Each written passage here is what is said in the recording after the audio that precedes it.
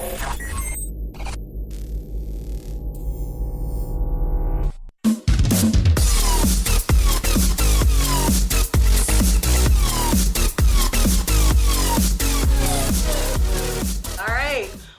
back to Fanboy TV, South by Southwest. I have Jake Oleman and, I'm sorry, I don't remember your name. Jerry Aronson. Jerry Aronson, right, from a film called Learning to See. Of course, I've got Kim with me with this interview.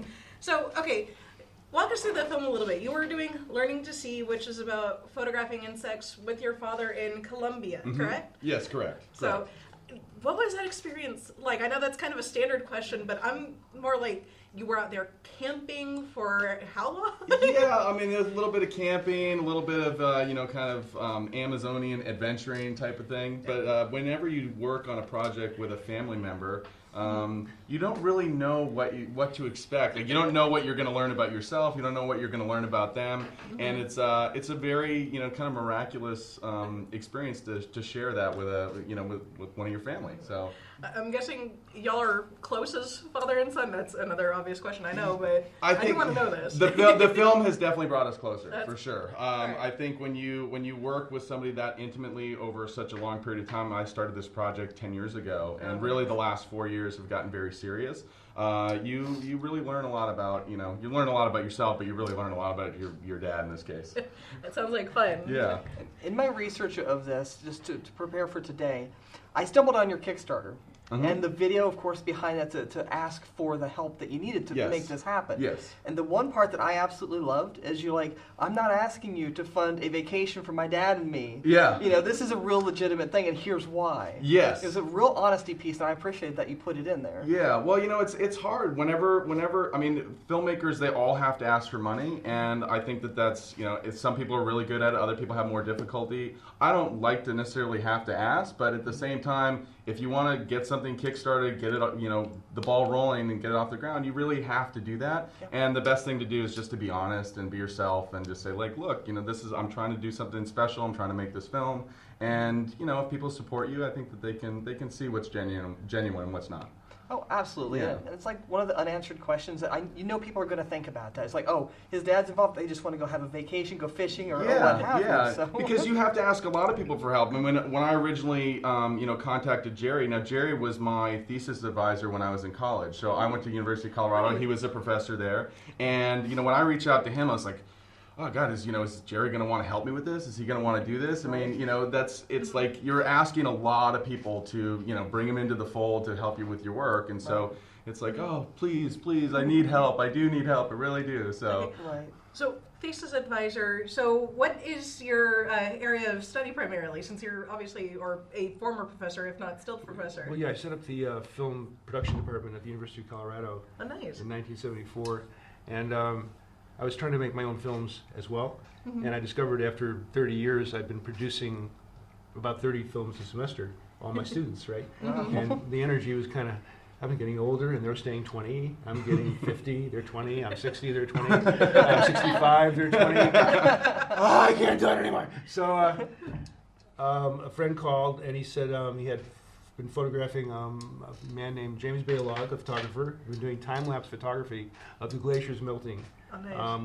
With 24 Nikons set up around Alaska, Greenland, and Iceland. And he was filming for him, and he had 200 hours of footage. And I was just retiring, and he said, could you help me? And I said, yeah, that sounds like fun. I looked at the footage, and it had some really interesting things in it, and I thought this could really be a good film. And 3 years later, it was. Nice. But it just takes so much time. It's a long time, yeah. So it was a photographer, and then Jake called after I finished that, and he said, I have a film about a photographer, my dad. And I went, oh, okay. And so we went from photographing glaciers turning into icebergs, like huge, monstrous vistas, right, and then he showed me his dad's photos, and these, we're talking about 1 millimeter insects. And I thought, okay, it's about a photographer, and it's about Jake's dad, and it's about what is happening to our planet. But so in a sense, they're very similar, just different subjects. Yeah, different scope for sure. Did you mean to get into the ecological filmmaking, or did it just happen because your friend contacted you for Chasing Ice as the Glacier. No, all my films, like I did The Life and Times of Allen Ginsberg. I've always worked on historical or socially important work because, Okay. I mean, it's documentary and why not, you know? Yeah. I mean, Might not make it important. yeah. So that's got to be pretty interesting. It sounds interesting to me. Now, okay, going back to you for a little bit. What fascinated your father about insects, or you about insects? You know, in my father's previous life, which is what kind of, you know, it started the story for me. He was a psychotherapist, and he had his own practice in Boston. And one day, I think he was about 52 years old when he decided to move to Colombia, and he didn't speak Spanish, like, you know, didn't have friends that lived down there, and that always kind of fascinated me. The fact that, you know, somebody can just change their life completely and not necessarily know what path they're going down or where it's going to lead them, but be confident in the fact that, like, you know what, my gut is telling me to go this direction, I'm going to go that direction.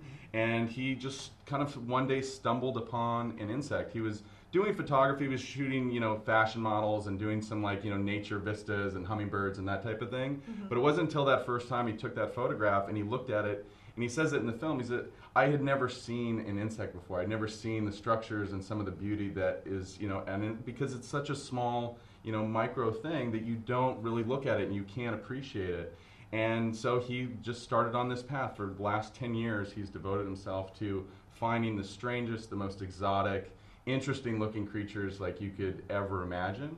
And it's been cool because I'm not a big insect person. I was always kind of squeamish around your household insect type of thing.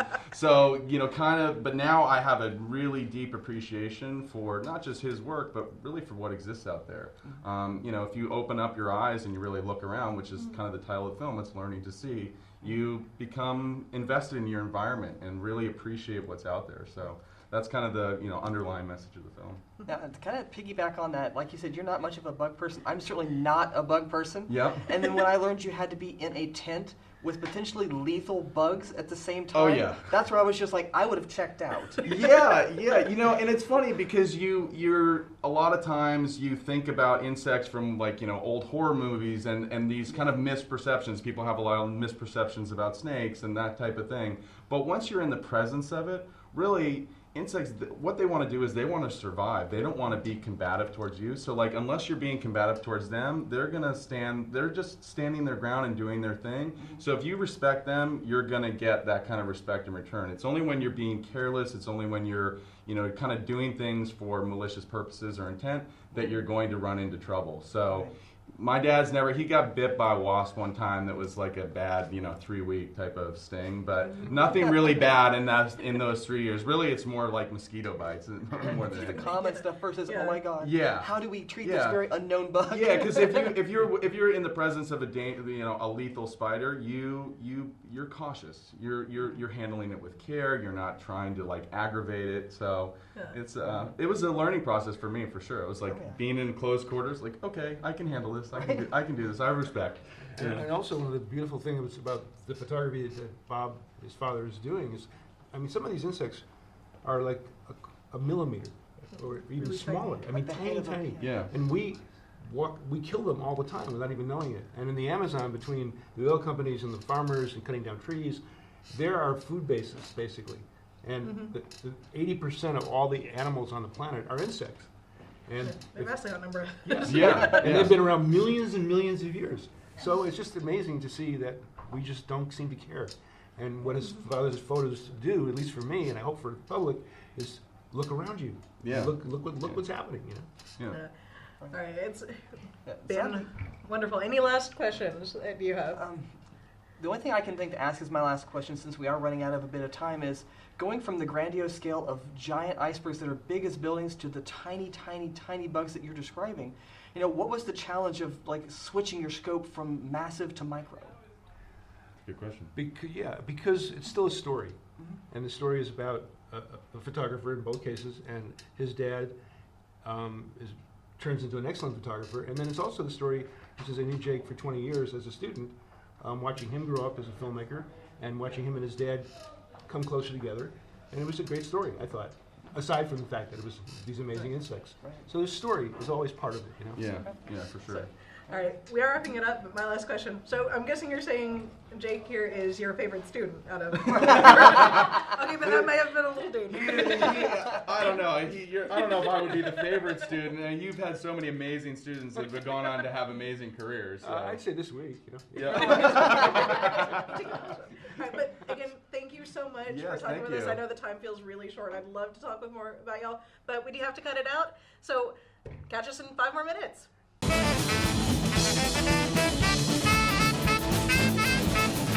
You can talk about me, say that I mean, but I blow your head off when then you consider because I'm a booty.